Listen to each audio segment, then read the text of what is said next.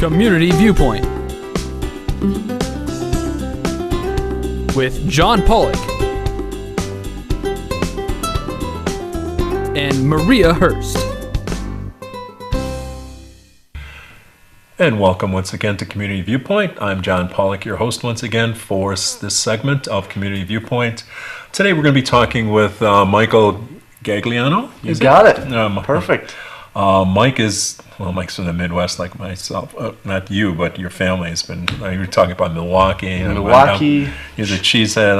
I'm from Chicago. I'm a pizza head. So we're Cubs fans and things like that. Yeah. But anyway, that's not why we're here. Mike is here speaking about one of our new sponsors at Pahrump. Pahrump. It's called Creekside Hospice. Yes, Creekside Hospice. Mm-hmm. And you're at 2200 East Calvada Boulevard. Correct. And your phone number will be 727-7000. And yes. That's right at the Calvada I. And it should be at the right-hand side. That's where our old office for West Care used to be. So I know it is the place with the really awesome park with the giant trees. A giant tree. And the crows that will steal your food if you leave it out too long. Exactly. So we're going to talk about hospice care. And what does hospice care encompass? That's actually a really good question. And the average person hears hospice and they instantly think death. And hospice is so much more than that. Basically, when you are appropriate for hospice, your doctor will tell you. Your doctor is going to say, okay, well, you have a terminal illness. Right. Your prognosis is 6 months or less. Should this illness follow its natural course? At that point, you've got an option. You could try for more aggressive treatment, more therapy, chemotherapy, radiation therapy, or go home. And that's where hospice comes to play. Right.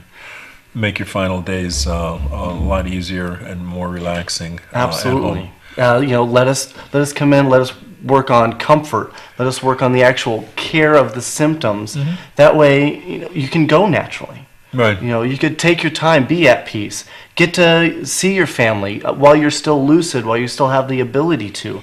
Let our social workers come in and handle things like, what about that new truck you just purchased and you've got payments on? What about your house? What happens to your house when you're gone? Right. What about your family? Do you have a power of attorney set up? What about your advance directives? What about funeral services? How many people just are like, oh my God, funeral services? They're really expensive. Right. So let hospice come in and just kind of handle some things for you. So what are the people that you have? What are the different professionals, technicians, medical people that you have available? Well, it all starts obviously with a doctor. You got to have one of those, right? Okay. After the doctor, we also have nurses that are going to be on staff to assist you. Okay. Chaplains, spiritual care, which is actually a large portion of hospice. Maybe you're not religious, but maybe you just have questions. Maybe you just need a friend. So you contacted different religious groups in town here? We actually have them on staff. Do you? And we have several different denominations, and they are willing to do any denomination. So it doesn't matter what your faith, what your religion is. Like a service chaplain. Absolutely. Yeah. Absolutely.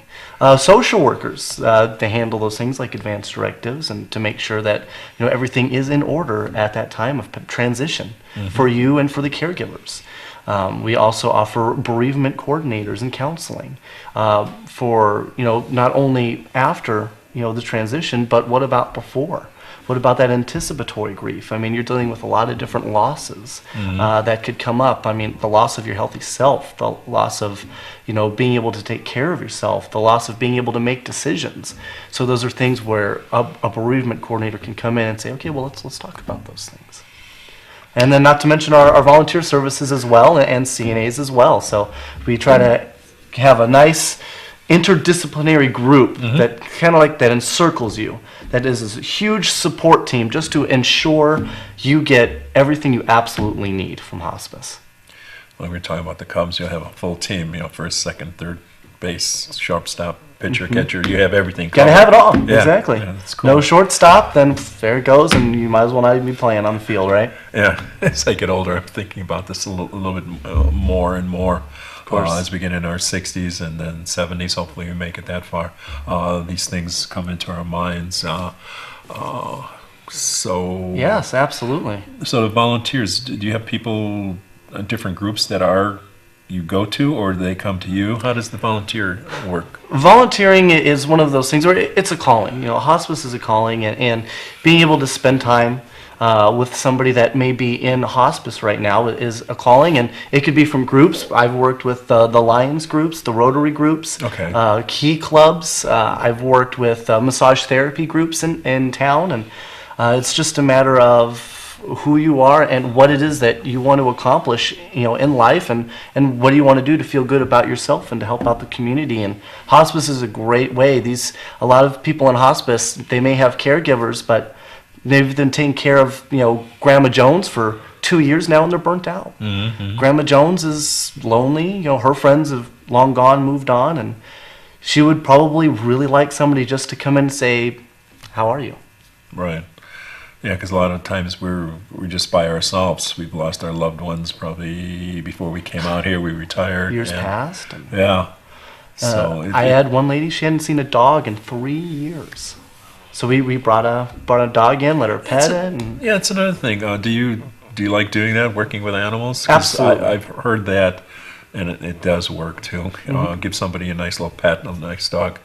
Not a pit buller, but nothing really overpowering. Right. You don't want to bring a Saint Bernard in and something soft and cuddly, and then enjoys being petted and stuff. It soothes the soul, basically. You said it perfectly. It's stress. Our life is stress. Mm-hmm. We're just one big ball of stress, and you can see just one cute fluffy puppy, and you go, oh. Right. And it doesn't matter your age. It doesn't matter your condition. And stress means one less pain pill. One less pain pill means that much more longer of being lucid and being with your family. I know the ladies I work with over at WestCare, when the paper comes out and they have the pictures of all the animals at the animal shelter, the cats and the dogs, they're going ooh and ah every week. Oh, look at this one. Give me that paper. Go back to work. Yeah. But it just works. It puts something in your mind, and just the pictures of them, it just makes you feel more sedate and it does. Just relaxed. And if any of your viewers actually have a pet and they're actually interested in doing that type of volunteer service, they can contact us and we can help get that set up actually. And I would love to talk to you a little bit about that, and even just regular volunteer service, coming in, playing Scrabble. I have played a lot of Scrabble, and I have lost a lot of Scrabble. I can't even begin to tell you how good a lot of them are. So that would be great. I would love to have him come in and talk to me, and even just in regards to the services that we offer. And we do a wellness fair, actually, a health and wellness checkup at the senior center every third Monday. You mentioned it, yeah. So come down. Feel free. I'm usually always there. Mike G, just ask for me, and I'd be happy to answer any questions that I may have missed. And that's on what day? Tuesday? That is Monday. Mondays? Every third Monday, and we just did it last week. So anybody that's good at math out there, I'm not. Anybody else can put that together. So what time do you get down there? Because they run between 11 and 1 for the lunch. What time do you get there? We actually get there right around 9 a.m. Oh, okay. And we do it all the way up to lunch. And we're even there up a little bit after. Okay. Try to sneak in some soup if I can. Oh, yeah. I try to make it over there. They never call me when they have the cold pea salad over there. That's my favorite. Oh, really? Oh, there you go. Yes. All right, cool. That's on the buffet. And I get the lesser price because I'm a senior. So I passed that, so I get the cheaper price. So and also, it's the greatest deal in town for food. Also, it's very healthy, and it's very, very low cost food too for the seniors. Monday through Friday, I think it's like between 11 and 12:30. I get there at 11, get a good seat, and you'd be fed well. And that's good. And actually, you talk about being healthy, and especially to a lot of the seniors out there, your health is very important, and what you eat and what you put in your body right now is very important. And we actually do check blood sugar. We check your blood glucose when you come in. Oh, okay. So and that's just to kind of help you understand, how you're eating, what you're eating, and do you need to talk to your doctor about your sugar levels, and just kind of help get you prepared for whatever next step you might need.